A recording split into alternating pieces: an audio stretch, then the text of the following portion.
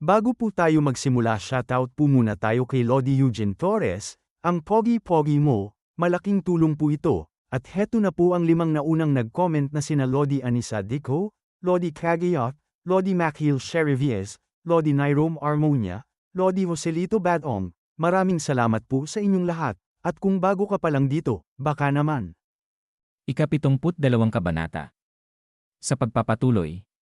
Masaya pang sinabi sa kanya ni Changwoo na Master Uncle, hindi kaya makatulong yung token na ibinigay sa iyo ni Windless Beggar noon. Na naiinis naman sa kanya si Chungsang na sinabi na tumahimik daw siya. Sinabi pa nito sa kanya na senior brother. Pwede bang magsalita ka naman? Di ba? Kailangan mong hugasan yung kalawangin na coin noon, ayon sa utos ni Master Uncle.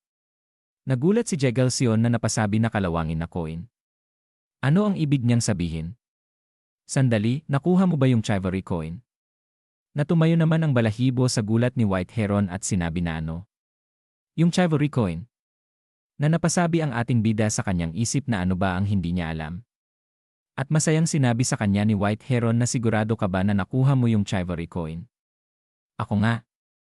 Sobrang lapit ko kay Sobang Hyungnim pero hindi ko nakuha yon. Na masaya ring sinabi ni Jegelsion na talaga namang kamangha-mangha ka. Isipin mo, nakuha mo yung chivalry coin ng Beggar Sect. At ito pa, galing pa kay Windless Beggar. Sumabat na naman sa usapan si Changwoo at proud na sinabi na syempre. Siya ang karangalan ng aming Wudang Sect. Si Windless Beggar pa nga ang nag-request na maging malapit kaming magkakilala. Natahimik na bahagyang siniko siya ni Chongsang. Sinabi ni Jegelsion na Taoist Jinmu, maaari mo ba akong tulungan tungkol sa chivalry coin na yon? Mamula-mulang sinabi ni White Heron na syempre, dapat lang. Siya ang tunay na espada ng Wudang. Kung chivalry coin ang pinag-uusapan. Kahit ang buong Jingzhou branch ay pwede na mag-operate ng walang pahintulot mula sa main branch. Habang kinuha niya ang chivalry coin sa kanyang looban ng damit, sinasabi niya sa kanyang isip na mga kupal kayo, kung hindi lang dahil kailangan kong panatilihin ang aking imahe bilang espada ng Wudang, talaga namang nakakainis kayo. At sinabi niya sa kanila na heto, makakatulong ba ito? Nakatingin ang ating bida kay Changwoo habang inaabot niya. Ang chivalry coin na halos ayaw niyang pakawalan na sinabi pa sa isip na hintayin mo lang, tanga ka. Sisiguraduhin kong mapaalis ka sa 5 Dragon Palace. Na mamula-mula pa ang muka nitong nakatingin sa dalawa. Dagdag pa ng ating bida sa kanyang isip na buwisit ka talaga. Makikita ang langit na may nagsasalita na ako, si Jade Beggar ng Beggar Sect, ay nagbibigay galang sa may hawak ng chivalry coin, ang espadang matuwid ng Wudang. Si Taoist Jinmu. Dagdag pa nito na ang paggamit ng may-ari ng chivalry coin para sa isang adhikaing karapat-dapat sa pangalan nito ay tunay na isang dakilang biyaya para sa buong Murim. Sinabi pa nito na ibinabalik ko na ang chivalry coin sa tunay nitong may-ari. Na tinanong ng ating bida na ilang beses ko pa ito pwedeng gamitin. Tumugon ito sa kanya na ayon sa kapangyarihang ibinigay ni matandang Windless Beggar. Isa na lang ang natitira. Na napahawak sa dibdib ang ating bida sa sakit at sinabi na buwisit. Dagdag pa niya sa isip na hindi ako makapaniwalang gagamitin ko ang isa sa mahahalaga kong pagkakataon sa ganito. Nagalit siya at sinigaw na Changwoo. Bilisan mo at umakyat ka na, gago ka. Sinabi nito habang umaakyat na Master Uncle, patawarin mo po ako. Sinabi ni Jegelsion habang nakangiti na si Taoist Jinmu, sobrang kakaiba ng personalidad niya, no? Tumugon ito na oo, medyo. Dagdag pa ni Jegelsion na ngunit siya ay isang mahusay na martial artist. Sinabi pa niya na naging kalamidad sana kung wala siya rito ulit. Sinabi naman ni White Heron na oo, tama ka. Bagaman, mayroon siyang natatanging personalidad. Sinabi pa niya sa isang miyembro ng Beggar Sect na nag-thumbs up upang ituro ang ating bida na isang tao siya na karapat-dapat sa titulong espada ng Wudang. Sinabi rin ni Jegelsion na tama yon. Na napasabi naman ang taga-Beggar Sect na oo, pero anong ibig sabihin ng atmosperang ito? Sinabing muli ni Jegelsion na bueno, sinabi ni Taoist Jinmu na ang mga taong umaatake ngayon ay konektado sa mga hinahabol ni Elder Windless Beggar. Ibig sabihin nito, ang bagay na ito ay hindi natin dapat sabihin kanino man. Hindi ko rin sasabihin sa mga magulang ko, kaya huwag kang mag-alala. Nayumuko na gumalang na sa kanya ang miyembro ng Beggar Sect. Dagdag pa ni White Heron na kung ganoon, ipaubayan na lang natin ang natitirang usapin sa Beggar Sect. Oo. Ipagkatiwala niyo na po sa amin ito.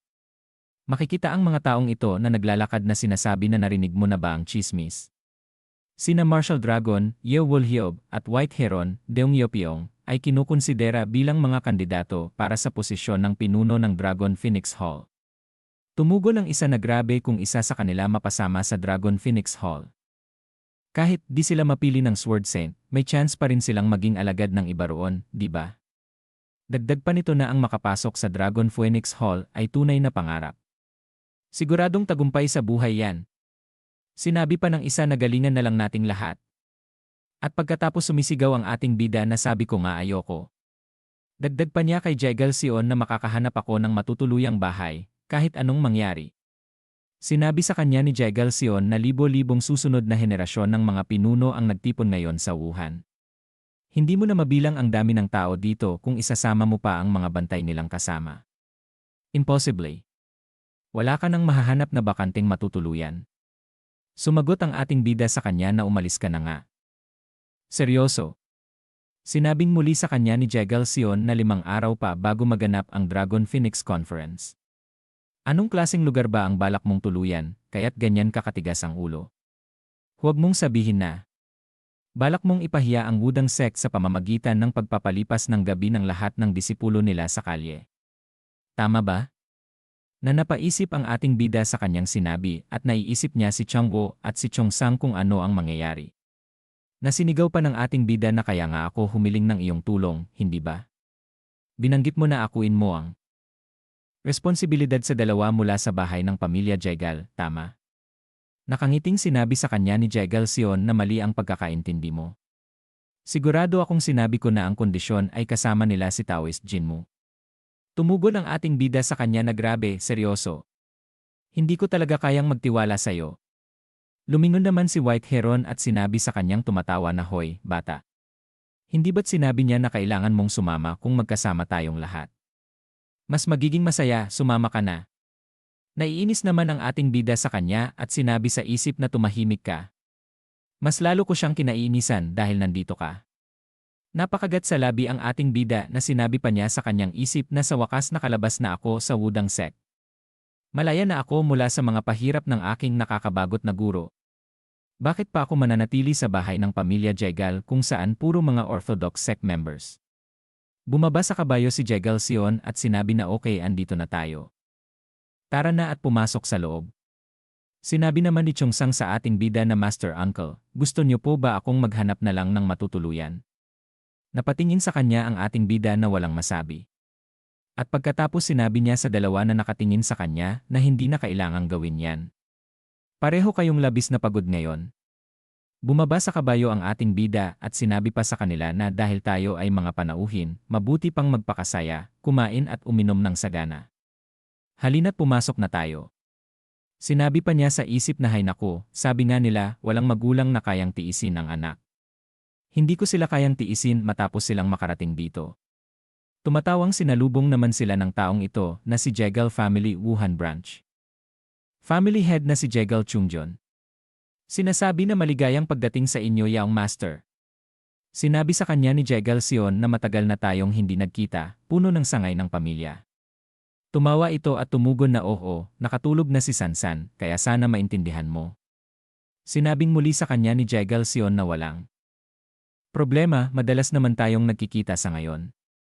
At napatingin sa gilid ito at sinabi na ang taong iyon ba ay si na mabilis na yumuko ito at gumalang na sinabi na ang hamak na mandirigmang mula sa Murim, si Jegal Chungjon, ay nagpaparangal sa dakilang mandirigma, White Heron. Ako'y taos-pusong nagpapasalamat sa iyong pagbisita sa sangay ng pamilyang Jegal, sa ngalan ng aming buong angkan. Tumugon itong tumawa na ako si Deong Yeopyeong. Huwag ka nang maging sobrang magalang. Napangiwi naman ng muka ang ating bida at sinabi sa isip na kalokohan lang yang pinagsasabi ng dalawa. Ang mga Orthodox na gago, palaging pinapahirapan ang sarili kakasabi ng kung ano-anong bulaklak na papuri. At pagkatapos pinakilala siya ni Jegal Sion, sinasabi na sila pala ang mga Taoist ng Wudang sect. Tumugon lang ito sa kanya na may malamig na tinig na ganun ba. Sinabi pa nito na muling ibinalik ang tingin kay White Heron na halika na. Dakilang mandirigmang White Heron, magpahinga ka muna mula sa pagod mo at uminom ng isang tasa ng tsa. Umalis sila habang naglalakad. Sinabi pa nito kay White Heron na narinig ko na ikaw raw ang nominado bilang pinuno ng Dragon Phoenix Hall. Narinig mo na ba ang balita? Tumugon ito na ano ang ibig mong sabihin? Nagulat naman ang ating bida nang makita niya si Jaegal Jen. Napalingon ito sa kanya nang sabihin ng ating bida na hoy, ang tagal nating di nagkita. Sasali ka rin pala sa Dragon Phoenix Conference. Ano? Kumaway ang ating bida sa kanya samantalang nagulat na mapapakinggan ang sinabi nito na ano. At itinuro siya at napasigaw pa na ikaw na walang hiya. Sa lakas ng pagkasigaw nito napalingon sila sa kanila. At napatakip ng bibig at sinabi sa kanyang isip na nakakainis. Nasabi ko tuloy nang hindi iniisip sa harap ng lahat. Nilapitan siya ni Jaegal Sion at sinabi sa kanya na Jaegal Jen anong sinabi mo kanina. Dagdag pa niya na makikita ang naiinis na muka na sinabi na mukhang hindi nagtuturo ng kagandahang asal ang sangay ng Danjianggo, ano?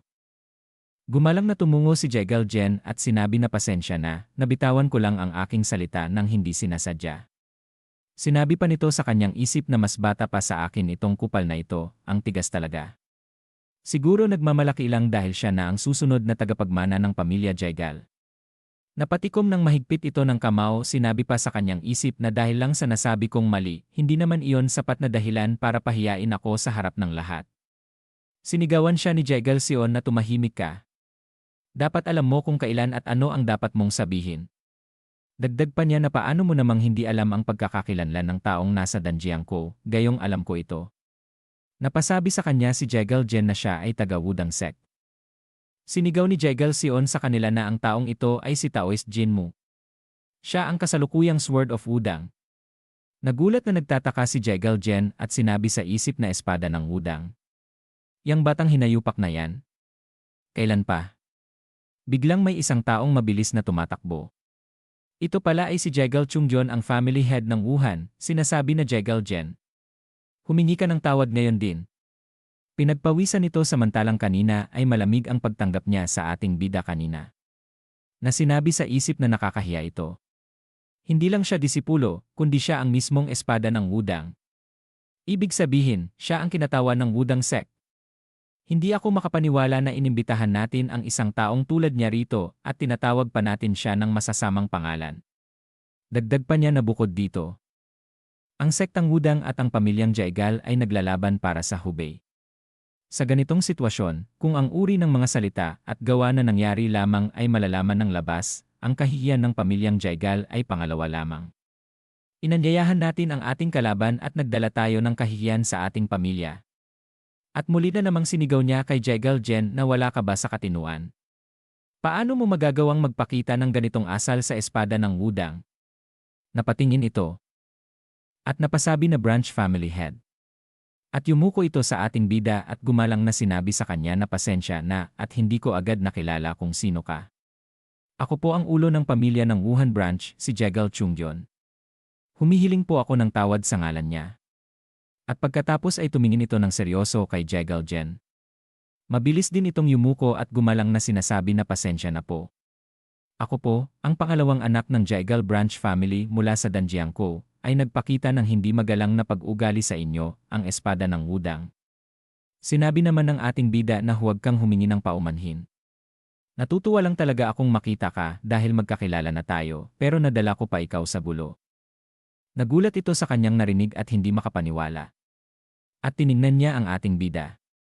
Nakatingin din siya dito na may ngiting pang-aasar na sinabi pa niya sa kanyang sarili na tama yan. Panatilihin mo ang ulo at mata mo pababa mula ngayon. Halos maluha ito sa galit at naiinis na sinabi sa isip na ikaw na walang hiya ka. At dito na po nagtatapos ang ika-72 kabanata.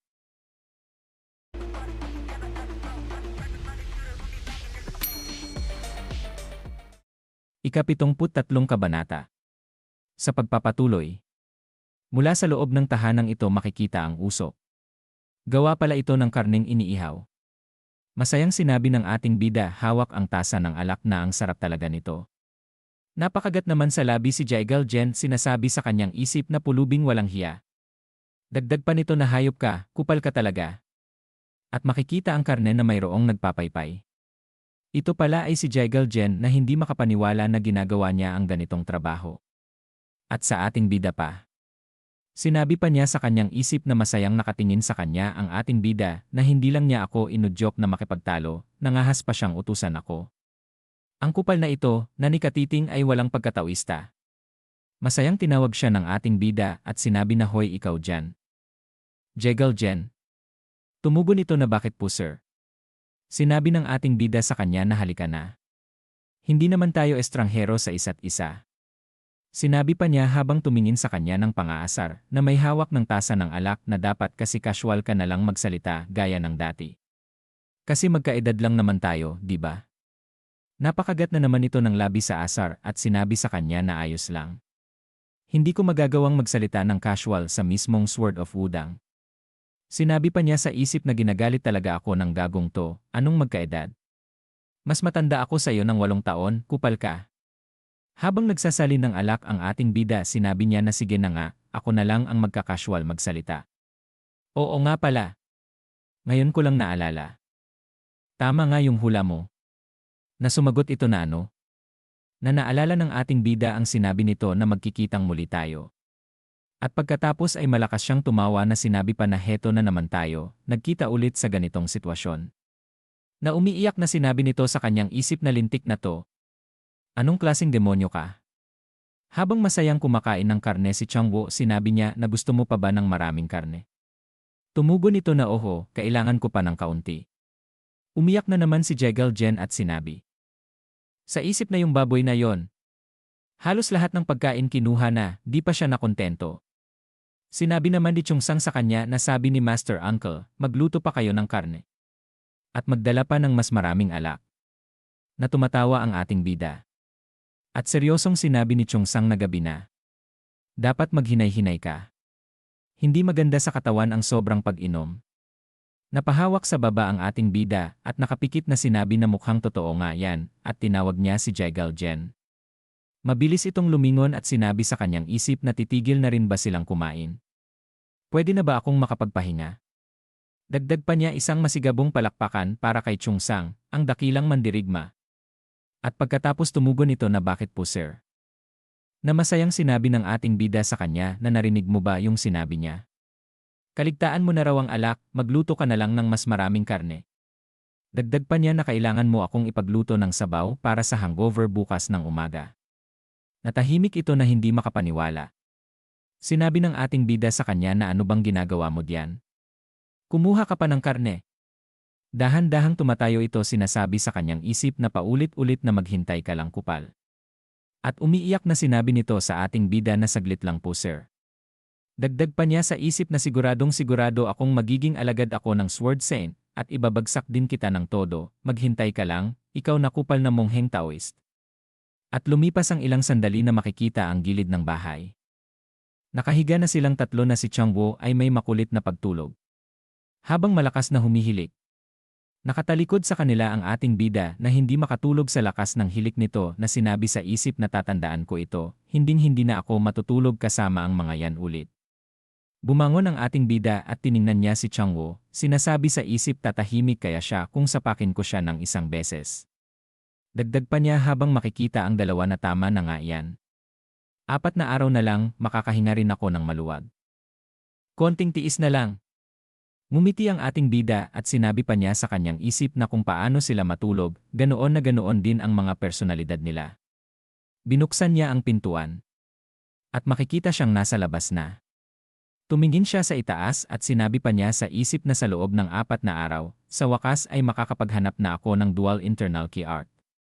Dagdag pa niya habang makikita ang kanyang mata na kapag ganap ko ng napagkadalubhasaan ang dual internal key art talagang pupuntahan ko at babawin ko yon. Ang Evil Sec Heaven. Lahat ng napakaraming kayamanan na naipon ko sa lihim na silid na taguan. At ang tapat at loyal na si Cheon Wumyong. Iniisip ko kung ayos lang kaya siya. Hindi ko na masyadong maalala kung ano ang hitsura niya ngayon. Naglalakad siya na sinabi pa niya na pagkatapos kong masakop ang alyansa ng ortodoksong Murim at ang masamang sektang langit. Ang demonic cult na ang susunod. Sisipsipin ko ang lahat mula sa kanila. Anak ng pating, labis akong nasasabik sa pag-isip pa lang ng lahat ng to. Sa lalim ng kanyang pag-isip napasabi siya na simula kailan pa ako nakalakad hanggang sa may pasukan. Bumaling siya habang may isang anino na makikita sa kanyang likuran na sinabi pa niya na mukhang masyado akong nakatulala sa sarili kong iniisip. Kung may taong may masamang balak sa akin, baka napatay na lang ako nang hindi man lang nakakilos. Napalingon siya nang may magsalita na Taoist Jinmu. Nagulat siya nang makita niya ang isang babae na masayang ngumiti sa kanya. Lumapit sa kanya ito habang natulala siya sa kagandahan nito at napasabi sa isip na isang diwata. At tinanong niya ito na sino ka? Tumawa ito at sinabi sa kanya na hanggang ngayon ba ay tulog ka pa rin? At napaturo siya at sinabing hindi makapaniwala na ang boses niya. Maaari bang ikaw yon? Jegalsion? Na naiisip pa niya ito na sinasabi sa kanya na Taoist Jinmu. Nagtataka naman ang naging reaksyon niya. At pagkatapos ay tumighim ito. Masayang sinabi niya na dahil palagi akong gumagamit ng boses na bagay sa aking panlalaking bihis, hindi ako sanay gamitin ang orihinal kong boses. Dagdag pa niya na mas maganda na ba ang tunog nito ngayon? Sinabi pa niya sa ating bida na namutla na hindi na ako si Jegalsion, ako na si Sansan. Si Jegal Sansan. Taoist Jinmu. At napanganga ang ating bida na napasabi na imposible. At sinabi pa niya sa kanyang isip na walang nagsabi sa akin na ganito siya kaganda kapag walang balat kayo. Bakit, ano yon? Hindi ko naman sa tingin na kailangan mo akong iwasan na may ganyang mukha. Alam kong dapat umiwas ang mga Taoist sa mga babae. Nauutal na sinabi ng ating bida na hindi daw naman sa ganun. At sinabi niya sa kanyang isip na ang ganda ng mukha niya. Sobrang ganda. Akala ko pa naman sanay na ako sa mga magaganda dahil karamihan sa mga nakasalamuha ko ay mga magaganda na. Dagdag pa niya sa isip na hindi ako makapaniwalang nagkakagulo ako dahil lang sa isang batang babae. Kailangan kong umasal ng naaayon sa edad ko, seryoso. At biglang naisip niya na teka muna. Dahil nasa katawan na ako na ito ngayon siguro. Ang gusto pala ng katawan na ito ay isang katulad ni Jegal Sansan na may malalaking mata na parang usa. Kaya siguro ganito. Oo, dahil ang tunay na may-ari ng katawan na ito ay iba. At pagkatapos ay tumighim ang ating bida at sinabi na teka muna. Bakit kayo narito ng ganitong oras? Sumagot si Sansan na kakatapos ko lang makipagpulong sa Orthodox Muslim Alliance at sa White Heron. Sinabi ng White Heron na magtatagal pa siya doon dahil sa kanyang pagtakbo para maging leader ng Dragon Phoenix Hall. Dagdag pang sinabi niya sa ating bida na bumalik na sa pangunahing angkan si Jegalsion pagkatapos bumisita sa Orthodox Muslim Alliance. Iyan ang sinasabi sa lahat, kaya magpanggap ka na walang kang alam. Inilagay ang kamay sa dibdib at sinabi pa niya sa ating bida na simula ngayon, mamumuhay na ako bilang aking sarili, bilang Sansan. Dadalo rin ako sa Dragon Phoenix Conference bilang Jegal Sansan. Tumugon ang ating bida sa kanya na okay sige, ititikom ko ang aking bibig, kaya huwag ka nang mag-alala dyan. Napatingin siya ng seryoso at sinabi sa kanyang isip na naunawaan ko na ng bahagya ang sitwasyon. Mukhang mahirap din ang naging buhay niya. Na sinabi sa kanya ni Jegal Sansan na at inalam ko na rin pala ang tungkol sa nangyaring pananambang noon. Ang sabi nila ay mahigpit itong lihim at wala silang sinasabi sa akin. Lalo na tungkol doon sa batang babae. Na nakatitig lang ang ating bida kay Jegal Sansan habang patuloy itong nagsasalita na sinabi niya sa kanyang isip na wow kahit nakasimangot siya. Ang ganda pa rin niya. Habang nakatulala na nakatingin ang ating bida kay Sansan sinabi nito na kaya naman, heto na ako. Gusto mo bang sumabay bukas? Sumagot na lang nang hindi nag-iisip ang ating bida na syempre. Masayang sinabi sa kanya ni Sansan na sige kung gayon. Sasabihin ko na lang sa military advisor na dadalaw tayo sa pinuno ng Muslim Alliance bukas. Na napasabi ang ating bida na sandali lang. Military advisory. Pinuno ng Muslim Alliance. Ano yan? Dagdag pa niya sa isip na hindi ko narinig ang sinabi mo dahil natutulala ako. Hindi niya ako inaanyayahang sumama sa kanya sa Orthodox Muslim Alliance, tama ba? At napasigaw siya na teka lang, huwag. Dagdag pa niya sa isip na teka muna. Ayoko ngang makita kahit sino sa kanila. Habang masayang papaalis si Jegal Sansan sinabi niya habang lumingon na alis na ako. Pakiusap, bumalik ka na sa loob at magpahinga ka na agad. Napasabi na lang ang ating bida sa kanyang sarili na nakuha mo pala ang aking atensyon sandali. Sinabi pa niya habang masayang papalayo na si Jegal Sansan na naloko ako, hindi ako makapaniwala na hinadlangan ko ang sarili kong pag-unlad dahil lang naakit ako sa mukha niya. Lagot ako. At dito na po nagtatapos ang ika-73 kabanata.